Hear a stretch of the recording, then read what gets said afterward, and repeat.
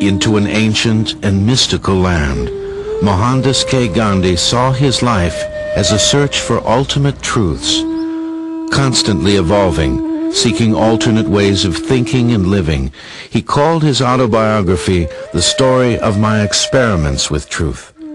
His long journey of self-transformation began in 1869 from this middle-class house in the Indian port city of Porbandar. From his earliest days, Gandhi was stirred by a role model of extraordinary discipline and devotion. Deeply religious, his mother was given to frequent and extended episodes of fasting. Once, in the rainy season, she vowed not to eat until the sun shone. Poor Gandhi and the other members of the family would constantly be looking out of the window because they wanted their mother to eat because she was starving. And she said, "Don't worry about me, I'm perfectly fine. If God doesn't want me to eat today, I shan't eat." Gandhi revered his mother for her saintliness, but was not yet ready to follow her example. The youngest of 4 children, he indulged in childish pastimes, stealing change to buy cigarettes. Fearful of his stern father, a prominent local politician, he nervously confessed to the petty theft. Instead of punishing his son, he embraced him for having the courage to say the truth and to confess. And both of them cried. And grandfather writes in his biography that it was like washing away the impurities, the tears that both of them shed.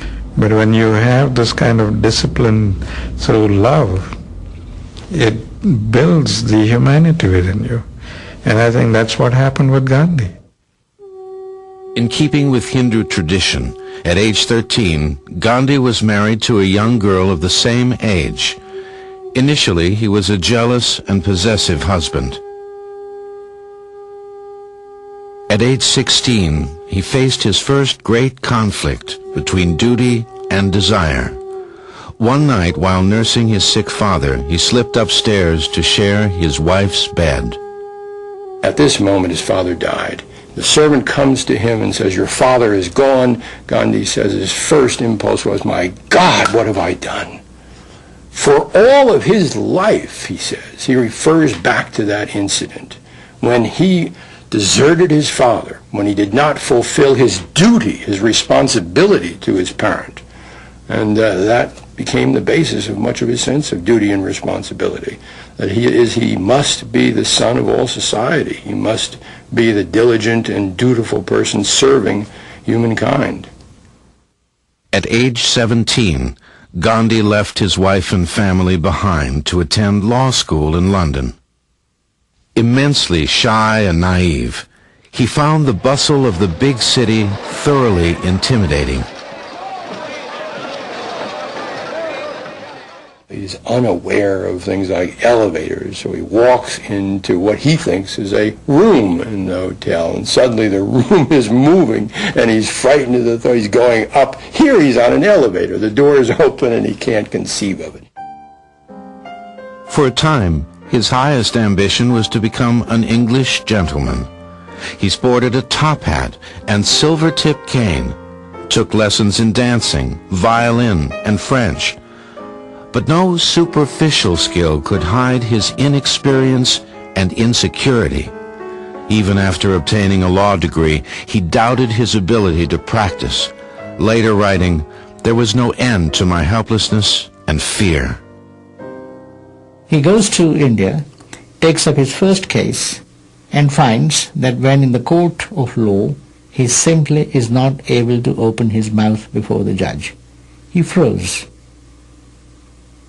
And he was deeply distressed by it. Humiliated, he began searching for an escape. Salvation came in the form of a job offer from South Africa.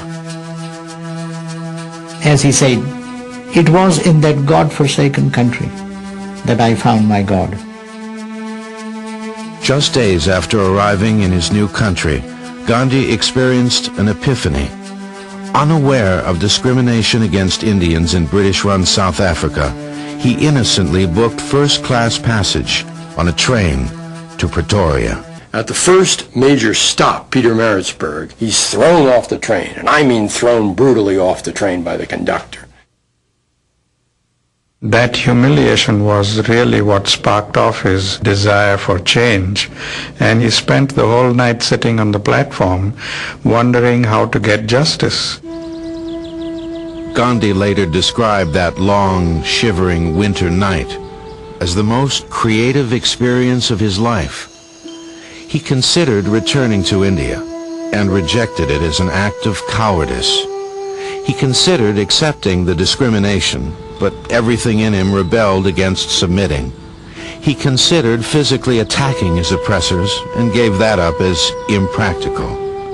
There was only one choice left: to stay and resist. The very next day he boarded another train. The next week he organized a meeting of Indian immigrants. In his 24th year, Gandhi's concerns had grown beyond himself to encompass a greater cause.